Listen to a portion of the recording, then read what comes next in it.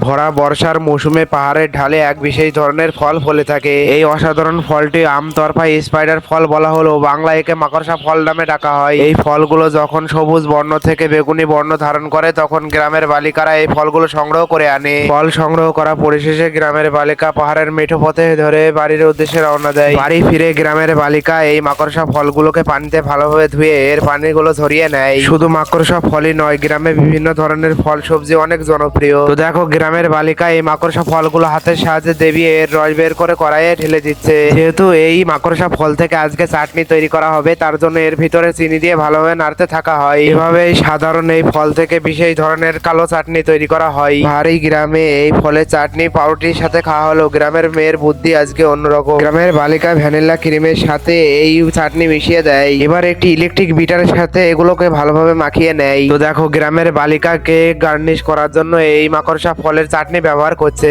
কেকের উপরে মাকড়সা ফলের চাটনি গার্নিশ করা পরিশেষে এর উপরে ভ্যানিলা ক্রিম দ্বারা মুড়িয়ে দেওয়া হয়। এই একই পদ্ধতি অনুসরণ করে 3 থেকে 4টি লেয়ার তৈরি করা হয়।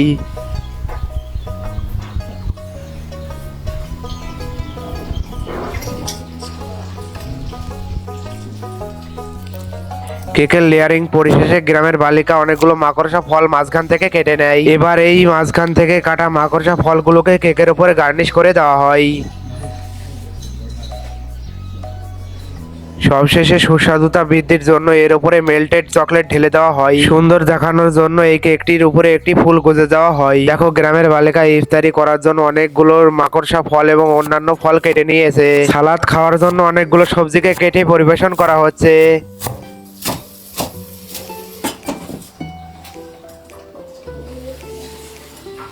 আপনারা অনেকেই বিভিন্ন ধরনের ফুলকপি দেখেছেন, তবে কখনো কি গোলাপি কালার ফুলকপি দেখেছেন? এই অসম্ভবকে সম্ভব করিয়ে দেখেছে চীনের বিজ্ঞানীরা। গ্রামের বালিকা এই গোলাপি কপিগুলোকে সিদ্ধ করে একটি বাটিতে পরিবেশন করে। তড়কা দেওয়ার জন্য একটি কড়াইয়ে বিভিন্ন মশলা এবং মাকড়সা ফল ঢেলে ভালোভাবে নেড়ে নেওয়া হয়। সবশেষে এই বিশেষ তড়কাগুলো তুলে এই কফির উপরে ছিটিয়ে দেওয়া হয়। আমরা পরিবার সবাই মিলে ইফতারি করব, তাই আমি পরিবারের সবাইকে ডেকে এনেছি। এখন আমি এই স্পাইডার ফ্রুট কেকটি কেটে পরিবেশন করি।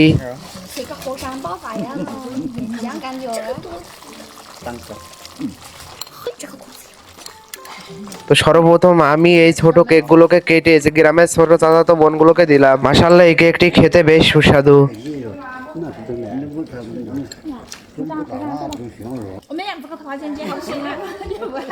তো আজকের ভিডিও এই পর্যন্ত। সবাই ভালো থাকবেন। আসসালামু আলাইকুম। রামাদান মোবারক।